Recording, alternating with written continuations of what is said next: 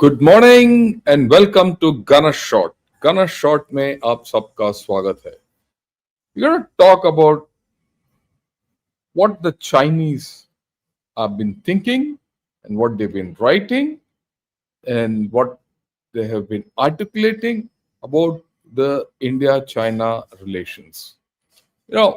We've had this great thing, SEO meet, bilateral, meet with Xi Jinping and Mr. Prime Minister Modi. It's all fine. We came to know about what the official line was, what he spoke, uh, what our Prime Minister spoke, and all that. But what do the people think? What does what does the Chinese press think? What is the Mandarin thinking, the Chinese thinking? That is important for us to understand when we deal with China. Look, yesterday we had a terrific discussion with Dr. Sriparna Patak and Vasu Iyengar also says, excellent discussion earlier with Dr. Patak. Yes, great.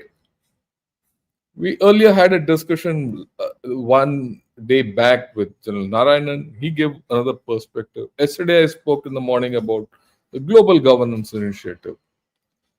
And now we're going to talk about what they think. And I'm going to base it on facts. I believe in going by evidence. I believe in going by facts on ground rather than hypothesis. So I'll go factual. It might be boring, but it's what the Chinese really think.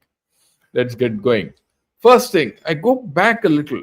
I have to take it back a little because for us to understand where this is coming from. So I'll go back to this tweet by Adil Barar, which he put out before Wang Yi came here 2 weeks back. And he quoted an article by Hai Su.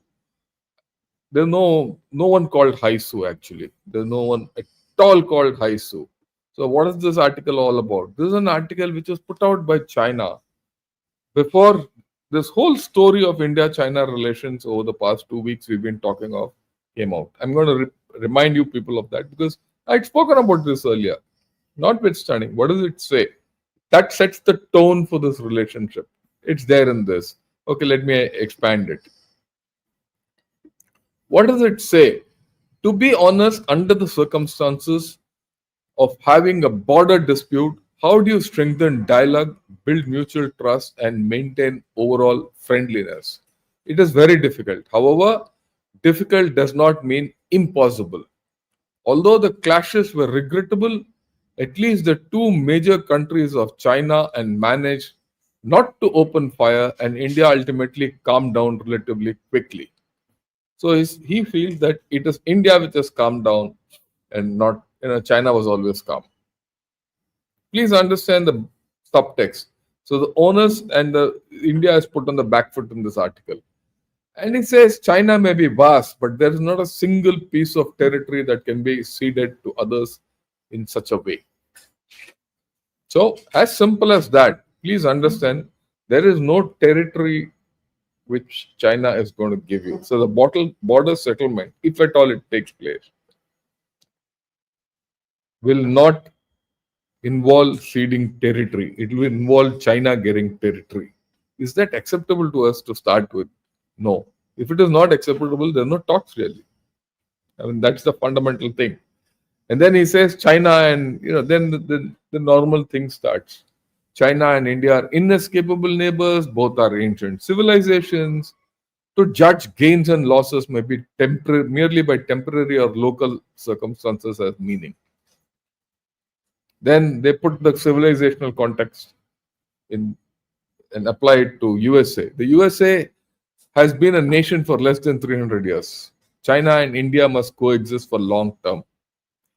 From this perspective, it is better for neighbors to interact more during good times, work out principled guidelines to be respected by both sides for the long term, and then get along on that basis. That is better than anything else. How should talks be conducted? Mutual respect isn't that important. If one side only insists on McMahon line, then where is the anything left to discuss? The red line is drawn, and they're not going to cross this red line. And as I go along, you'll see in all this talk which they have done, all this to and fro which has happened between India and China over the past 2 weeks, till our Prime Minister came back yesterday, these red lines have not been crossed. Okay. And this is something which came out yesterday, South China Morning Post. It says Z to Modi. That's what he's been conveyed. That's what they're conveying.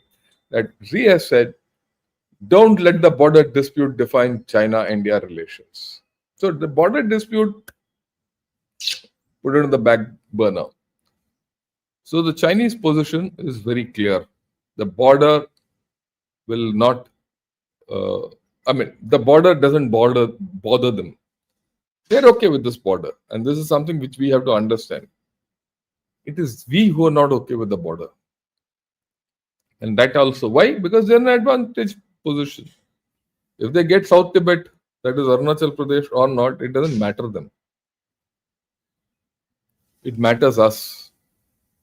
Whether they, they're at the LAC at this point of time or not, doesn't matter them. They are already where they are and what they approximately claim. Okay. If they come another 5 kilometers this side of the current LAC, it doesn't give them any economic advantage. It gives you geopolitical disadvantage. It gives you political disadvantage. Okay. As far as your cartographic map shows Aksai Chin and you don't get it, and politically it is not compromisable, and they are sitting on it, and they are now they've not only got a road, they're building a railway line through it. Makes it impossible for us not to take the border into consideration. But I will talk of this border maybe tomorrow or day after. I'll do a bit of a research and get back to you on this. But at this point of time, let's go ahead with what they feel. Okay, this is what this chap Lin Min Wang. He's a guy who has been writing on India. What does he say? Right? He's in the International Studies, Institute of International Studies at Fudan University. He says, look, the Modi's statement is quite positive, and he goes back into the statements which our Prime Minister has given at various points of time, right? And also the statement which he gave in Japan before he went to China, right? And he says, there are a lot of issues left to be resolved, but we should concentrate on, concrete and substantive measures. All those, what Mr. Modi's talk is welcome, but we should concentrate on concrete and substantive measures. What are those concrete and substantive measures? Basically trade. That's what he says. China-India foreign ministers meeting yielded 10 outcomes, including an agreement to resume direct flights and India, between China and India as soon as possible, and to facilitate economic trade and investment flows. So for them, the concrete and substantive thing is that. It's not the border. There's no talk of border. Okay. Then he says, Trump pushing India towards China is voices made by Indian Americans. Okay. And they are all the Indian Americans or the Indians who are in America are uneasy about the rift between India and US and the proximity between China and China and India, right? And then he says the starting point of restarting or rekindling the Sino-Indian relations is not high; it's low, and hence the scope for improvement is vast. And that's what they will keep talking of. And then this guy called Shang Jian. I don't know who these fellows are, but I picked it up off their media. He's from the Institute of South Asian Studies at the China Institute of Contemporary International Relations, SECUR, one of the leading think tanks on India and China relations. He says, the last summit was a virtual summit. SCO summit, which was held in India 2023. Okay, not last, the last to last, in fact. So he says, compared to that summit, this was better. China organized it better. So that story that China does everything better, and it is better. It contributes more to develop China-India relations. What does he misses out is 23. Our relations were very bad. We didn't want Xi Jinping to come to India. That's why we converted it into a virtual summit. That's a different thing. And he says, look, this multilateral SCO summit attracted Modi. Modi had to come here. So that's the thing. And then, also he says, look, the last India-Pakistan war, uh, as a result of that, the relations between India and Pakistan were bad, and the space for progress there has shrunk. So, and hence, India has to come to China. And India will come here and make, the SCO gave them a platform by which they can talk about this India-Pakistan relationship and put their point of view across. Right. But he says India and Pakistan are both important neighbors of China. And China will keep their, relationship tight with both or other. Okay. Then, since Kazan, that's when we achieved the disengagement part, Modi has consistently expressed positive sentiments regarding Sino-Indian relations. Currently, the outside world is very much looking forward to further accelerating cooperation between the two sides in many areas. Which is the outside world? The outside world is China. When it says outside world, it's China. Okay. So, how to increase this whole story, which started in Kazan? Right. Okay. Then everyone comes back to the trade. The border is not spoken of. They'll talk of India, Pakistan as if SCO is giving a platform for us to sort out issues with Pakistan. All that. Okay. Chinese companies in India have previously encountered numerous operational difficulties, which has dealt a blow to their confidence in investing in India and also requires improvement on the Indian side. So what India should do, what China should do is not there ever. Okay. Then there's this thing on in Baidu. Okay. A lot of articles I picked from Baidu. Says China Online Review, improving Sino-Indian relations is not an expedient measure but a strategic choice. Right? And he's this chap called Ding Xingting. He's a special commentator on China.com. And he keeps commenting on India and China relations. So what is the crux of this? He says this meeting between Xi Jinping and Prime Minister Modi has attracted a lot of attention in China, where people debated whether the sudden positive turn in China-Indian relations is a temporary fix. So they're not confident that it's a strategic or a long-term fix. I agree with them. It is a temporary fix. It's only a temporary expedient. Or is it a strategic choice based on the fundamental interests of both countries and the demands of the times? Look, at one level, it is in our long-term interest that we mend fences with China. On that, we should have no doubt. But given the conditions, anything right now is only temporary. And that is what they also feel. There's a mutual feeling on both sides of the border amongst the people. Whatever is happening is temporary. So the outcomes of the Tianjin visit or the summit, whatever you call it, is going to be only temporary. We need to understand this. Don't have any expectations on the Chinese, and we shouldn't give any expectations to them. We shouldn't do foolish things like allowing their apps. In fact, if I look at it, how do you deal with the Chinese? My one line fix is, that's old thing in Bible, do unto others what you expect others to do to you.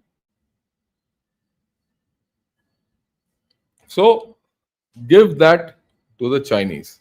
If they want some of their apps to come in here, allow our apps to enter them. Otherwise, no go. If one ship comes here, one ship should go there. If one ship enters their port, one ship should enter our port. If one ship load of goods are offloaded here, there also. Right? And that's the way to go forward. This adverse, and of course, there has to be a clear thing that if the adverse trade balance is not reduced, there's no trade, no more. But for that, our government has to have dum. And in fact, I blame this government. I have no doubt in my mind, despite of whatever people have said, it's been 10 years now. In fact, more than 10 years, we have failed. How can we have allowed this trade imbalance to go so much? I don't mind the trade imbalance. We talk of manufacturing, we talk of technology, all that is fine. But in fundamental things, why don't you increase manufacturing in those areas where you are importing from China? Well, it's as simple as that. You want to decrease imports from China? Start manufacturing those items here. They are not rocket science. Okay? Right. Let's get ahead. Then Gao Zhikai. Who's Gao Zhikai? He's Victor Gao. He keeps coming on all TVs. All these channels keep calling him. He is a complete communist stooge of China. We should be very clear. Right? And he's absolutely anti-India. And what has he put out? He says improving Sino-Indian relations is the fundamental interest of both countries. But it must be said that Trump has made contributions this time. So Trump has pushed us. Okay. Bloomberg TV, a mainstream American media outlet, interviewed international affairs. Okay, that's fine. So it is the Trump effect.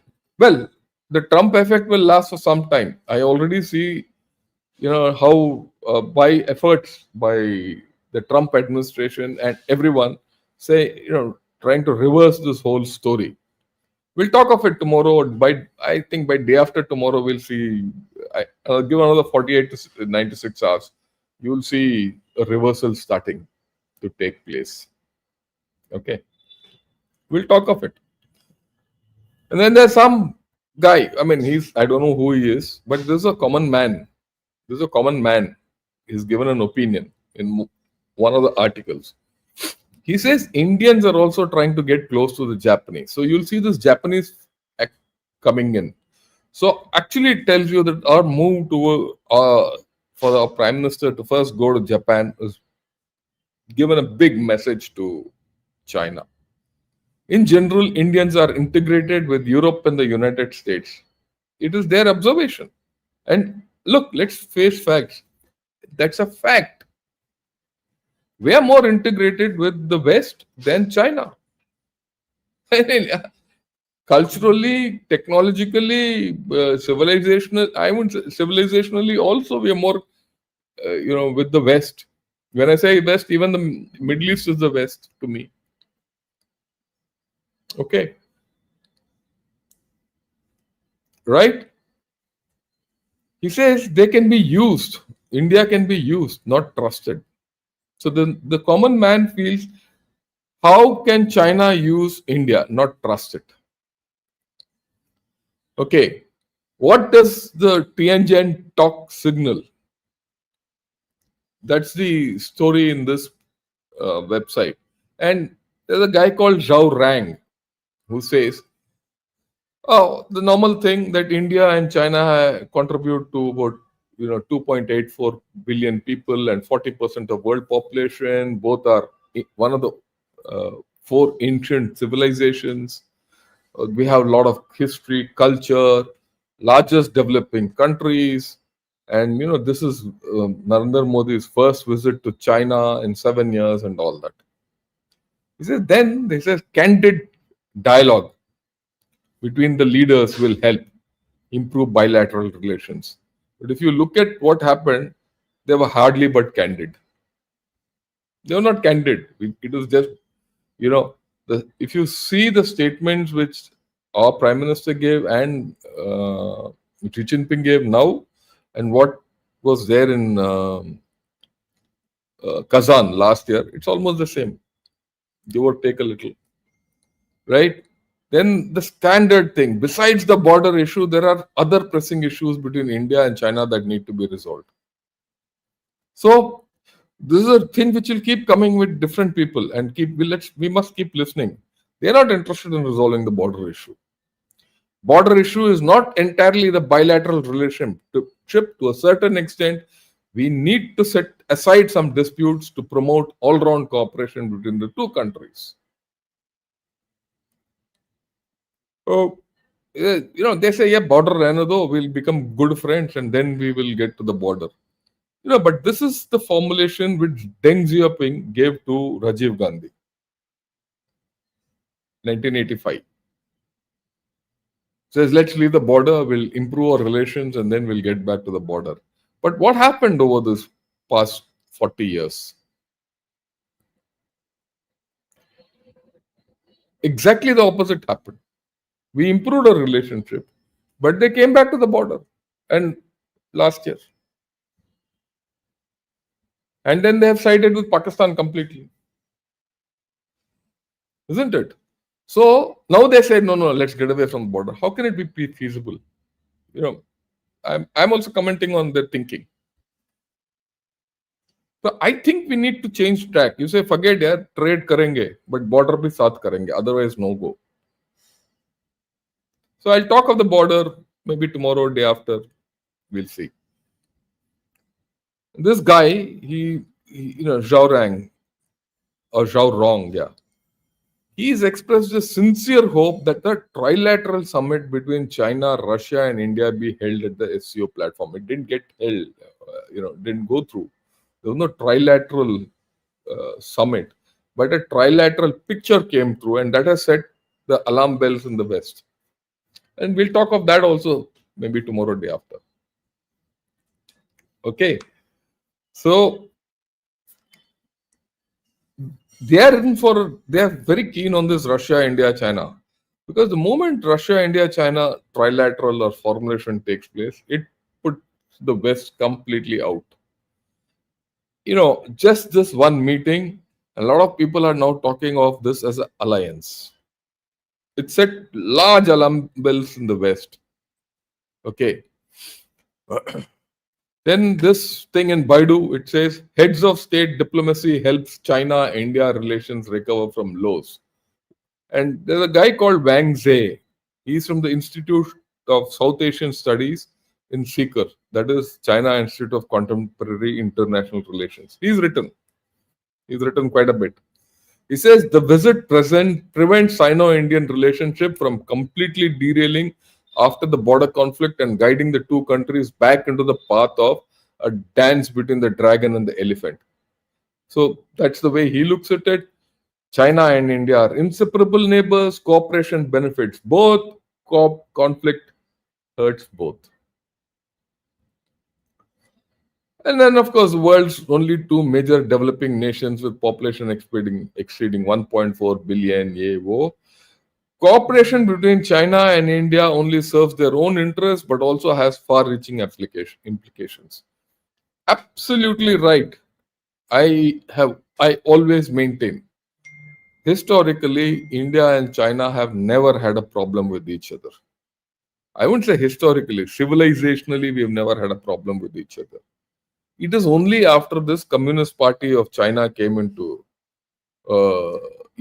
being that this whole story has started. Okay, so it's the Communist Party which is the problem. We have to understand that. Okay, if the Communist Party goes, then things might change. But then that's wishing. That's if wishes were true, horses would have whatever. Okay, then he says the next article says China and India can pick the low hanging fruit first. And he feels in this article there are a lot of low hanging fruits. What these low hanging fruits are, one doesn't know. And this fellow, he's this guy called Zi Chao. He's the Center for South Asian Studies at Fudan University. A lot of guys have written. That's the point. That's why I got all this. Right? Now he talks of low hanging fruits, but his article is completely different. Okay. That's the thing. You have this paradox coming from Chinese writing. And I'll sum it up in the end. He says, there is a growing awareness in India of this paradox. He says, the harder it confronts China, the more dependent it becomes. And this is something which we have to understand. We don't like China. I mean, let's be very frank, no one in India likes China. But for us to take a harder stance against China, we have to be less dependent on it. And this guy is right. By becoming more dependent on Chinese imports into India, we are weakening our own hand. Who asked us not to make API?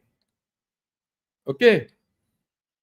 And then he says there are 4 drivers of India's apparent recalibration. He's identified. What are those 4 drivers? He says economic needs, dissatisfaction with US tariff policies, Washington's tendency to conflict India and Pakistan, and New Delhi's doubts about America's long-term reliability. And in this paper, he says out of these 4 drivers, give enough scope for USA. Rather, I'm wrong. These 4 drivers give enough scope for China to get into the gaps between the relationship between India and USA to its benefit. Okay. And then he says, New Delhi should go beyond this short-term maneuvering and go into a long-term relationship with China. And China, India is more mutually beneficial than India and USA. In all this sub-theme, get India away from USA at any cost. Right.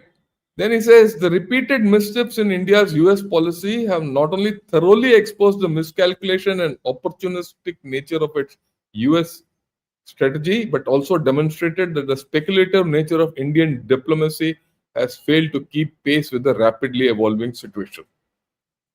So India is maneuvering, right, for US thing, and we maneuver and manipulate.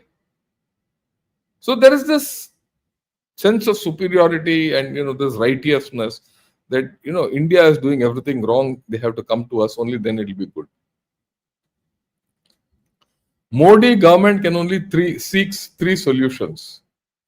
First, make substantial concessions in areas such as agricultural products, that is to USA. Second, expect a breakthrough in the US-Russia summit to lift secondary tariffs on India.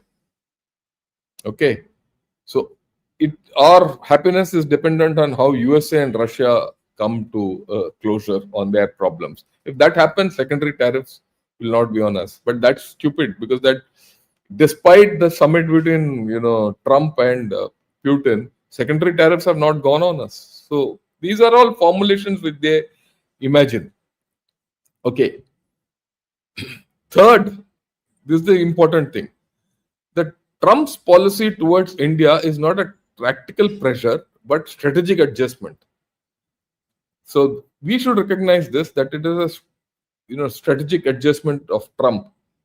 Hence, we should ease relations with China as soon as possible to reserve place for geopolitical changes. And in that context, he says India and China have a lot of low-hanging fruits to pick up. Then he says there are 2 tests that China-India relations face. First, India's domestic political game, where the pro-US compromise faction and the China hardliners still have influence. And the risk of Modi government policy fluctuations towards China should not be underestimated. So they detect that, they feel that the government, whatever it does, is hardline against China.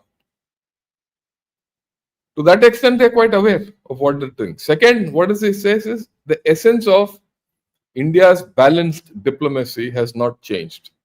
For example, after announcing his visit to China, Modi still plans to visit Japan and continues to hype China-Russia energy cooperation in an attempt to lobby the Trump government. So he says these things will all decide how India-China relations will go. Look, let's be very clear. We have given them the whole idea of our Prime Minister going to Japan is to tell them, look, we have other options. Our whole idea of having an India-Russia relationship and making it stronger is to have a hedge. And that hedge is against Trump and the hedge is against Xi Jinping. I mean, that's our stated policy. They expect us to give it up. That is the two tests he's saying. You should give up that. Right? And we should have a nice thing that we go and suck up to Chinese. They're all tall orders.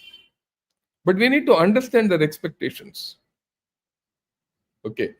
Then he says, throughout Modi's third term, his policies have been repeatedly constrained by geopolitical misjudgments and unrealistic expectations of the United States.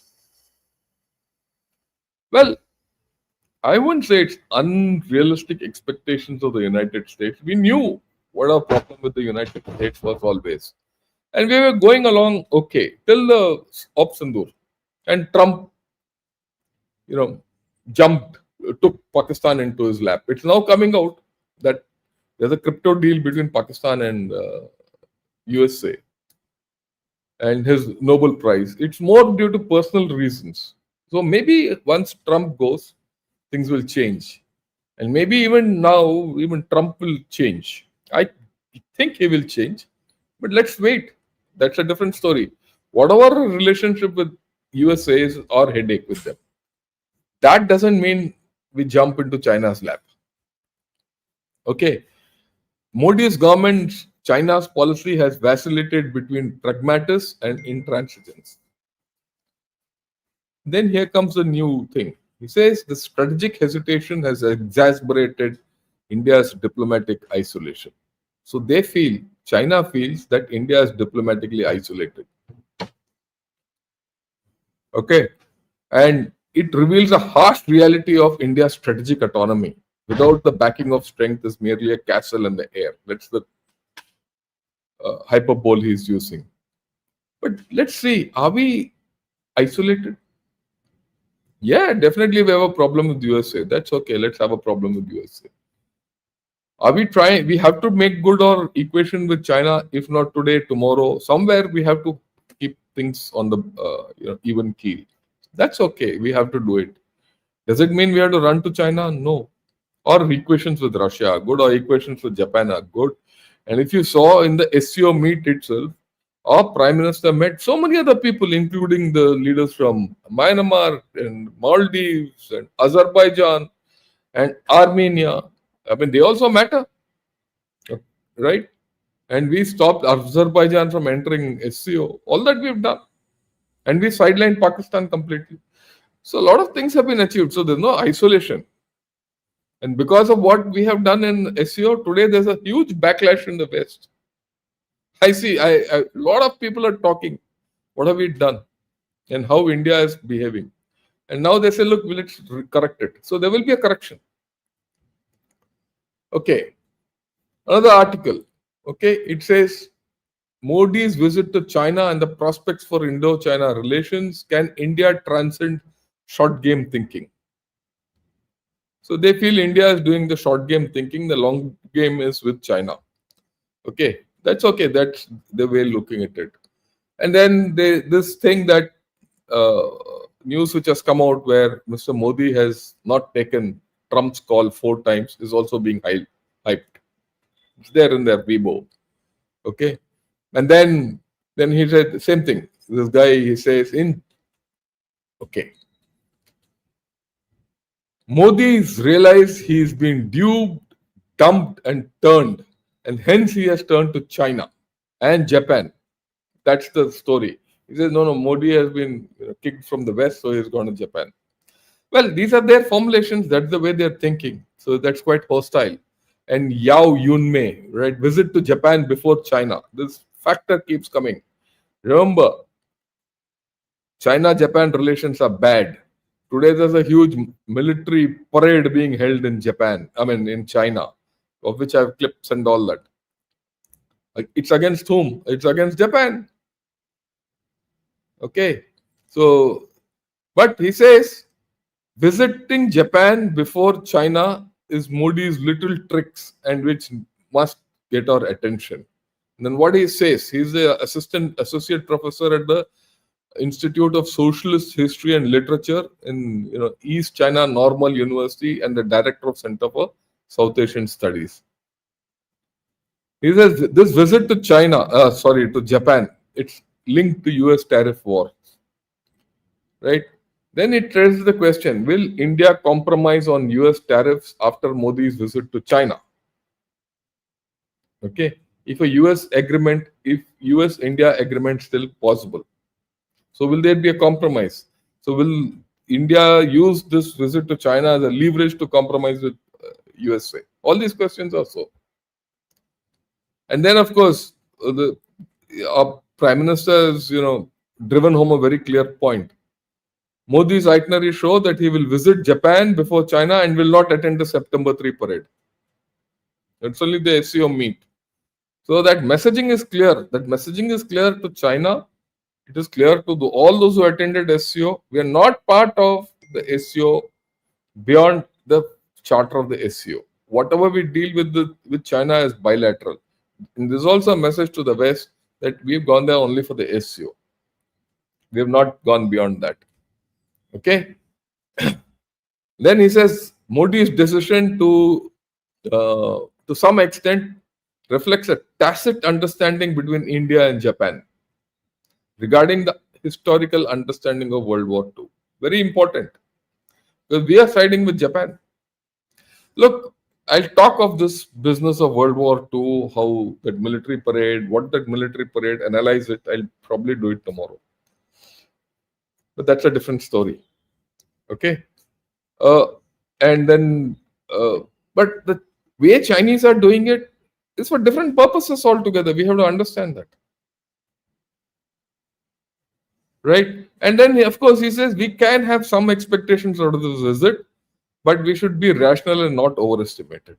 So they also don't expect too much coming out of it. Right? Then he says, our Prime Minister gave out a statement that I'm looking forward to go to China and all that when he was in Japan.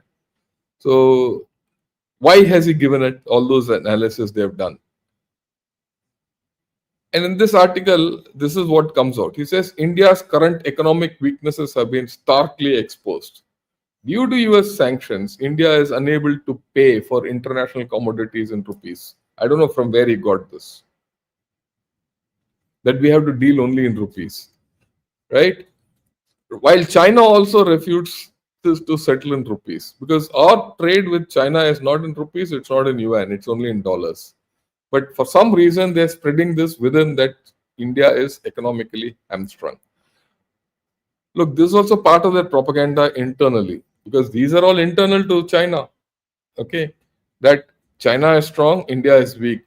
Whereas we know the Chinese economy is weak today. It's actually tottering. Okay, it will not collapse because of the institutions of China are not different. It's one arm of the government and the other. It's not unlike other countries. The Chinese banks and the financial systems is just one arm of the government. It's not separate from the government, so they can manipulate it. Okay, that's a different story. While when Prime Minister Modi sought to increase agricultural products from China, Chinese representative demands when will India remove its anti-dumping duties on Chinese photovoltaic panels. So what he's saying is very simple. China should weaponize its trade with India. That puts us in a question again. Why are we letting this happen? What is it that we should do to decrease this dependence? Okay, what is this thing which we need to do? Okay, then there's another thing about Modi's special plane flew directly to Japan. Did he inform Japan before visiting China? All this nonsense. And then he talks in this about India having a multilateral balancing act. Again, very interesting. So China feels that India has a multilateral balancing act. And what does that multilateral balancing comprise of? It comprises of demanding markets, technology, and security framework from the USA. It also comprises of oil, gas, and weapons backup from Russia. It encompasses funding and supply chain support from Japan. This is important. They think we are getting funding from Japan. It involves extensive economic and trade cooperation and opportunities with China. As for them, we shouldn't be doing all this. But is there any country which doesn't do this? Even USA wants investment into China, USA. That's what Trump's tariff war is all about. Build factories here. They are getting oil and gas from other places. Even USA. USA is getting oil from us. Doesn't Trump want that $550 billion from Japan as investment? What is this tariff war all about? It's about trade. So what is so special about India that it is doing its multilateral balancing act? Doesn't China do it? So we have to see all this, the way they're formulating, their stories internally. Why Modi is eager to visit China? It's a sophisticated game of geopolitics, economy, and domestic strategy. Domestic strategy is India. And then, of course, the centerpiece of this is the decision of this visit is the result of comprehensive consideration of many factors, such as easing border tensions, domestic economic difficulties, and grand geopolitical ambitions. Modi's trip is not only a driving force of pragmatism, but also a carefully arranged strategic game.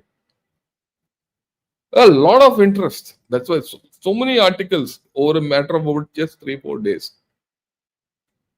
All in Baidu. Okay. Then there's another article. It says the United States smashed the heavy tariff hammer and India relays the big news. Modi will visit China. That means the moment that happened, China did this.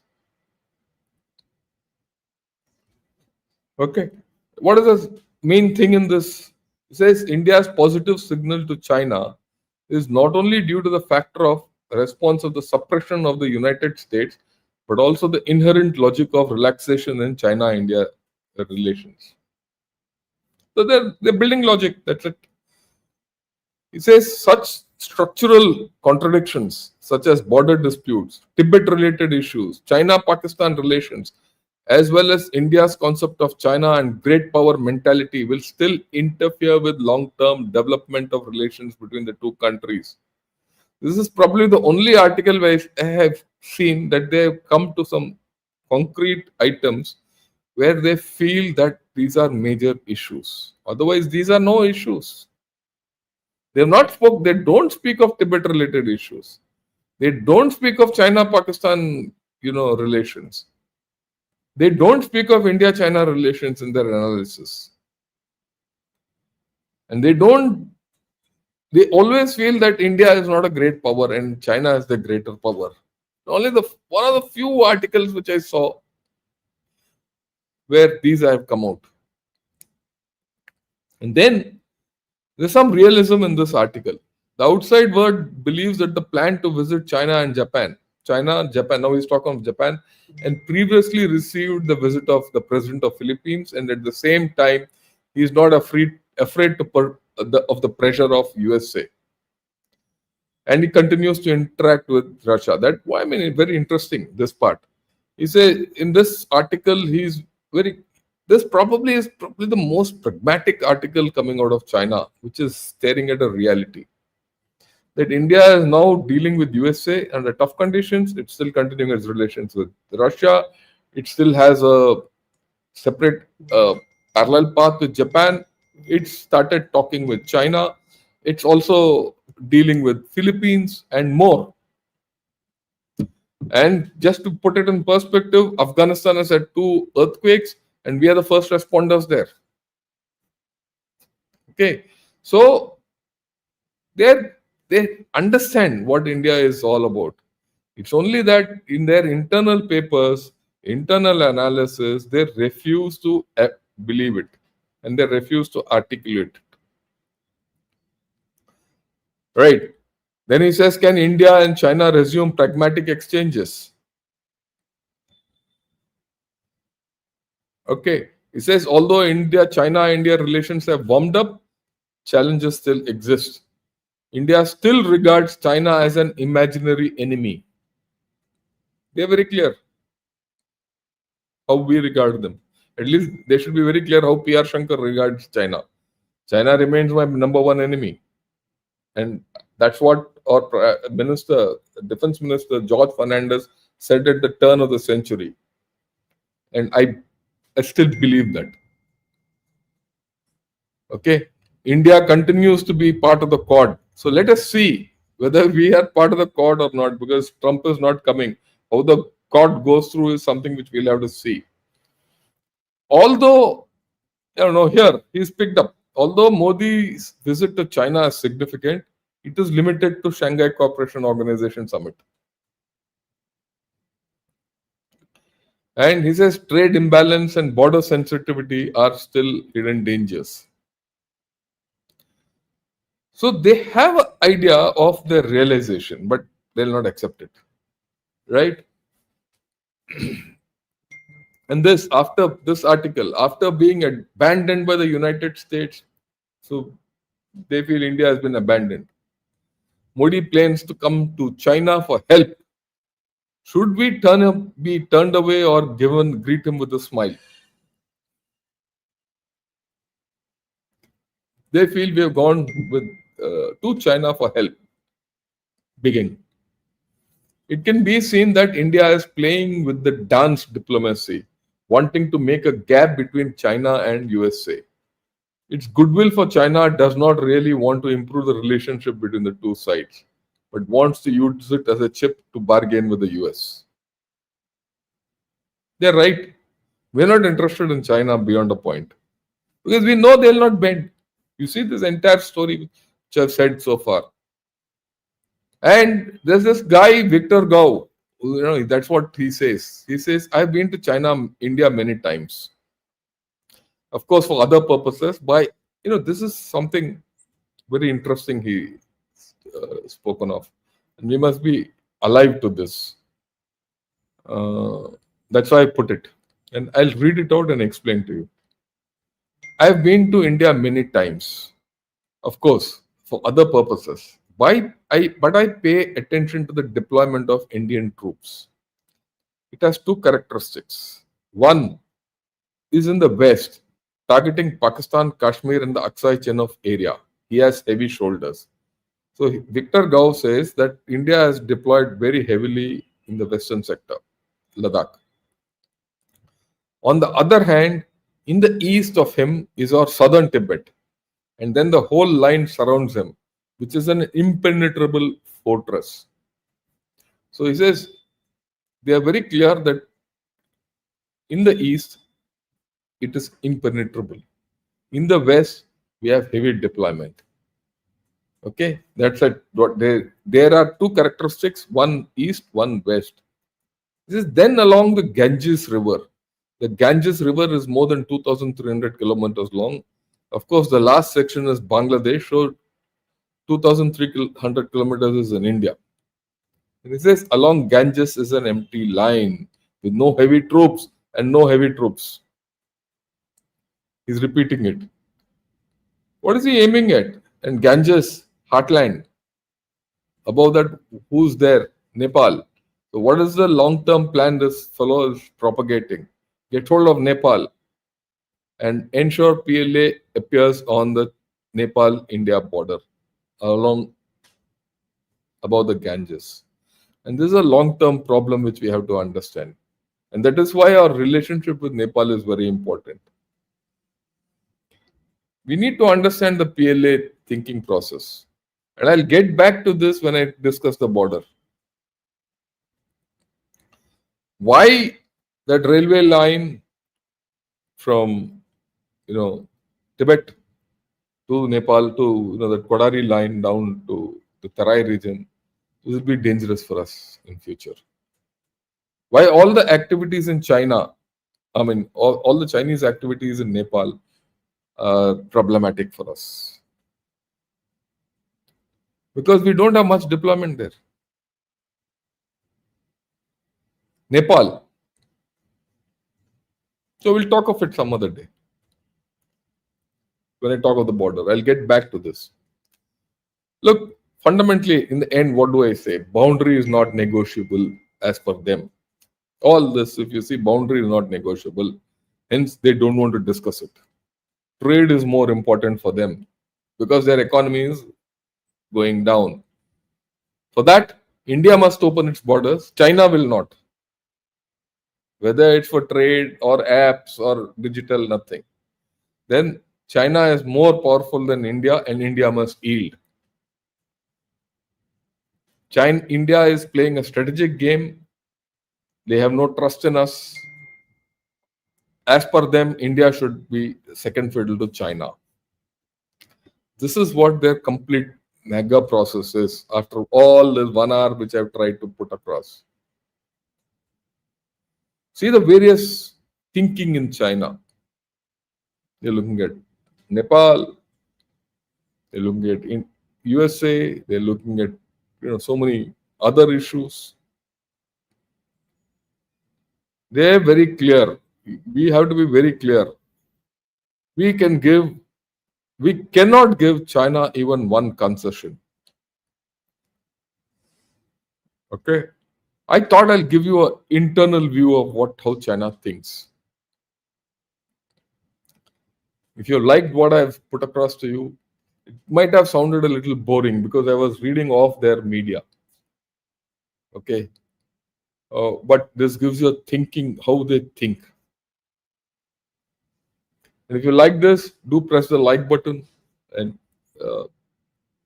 subscribe to Gunner Shot and also join in as members. I'll be more than happy.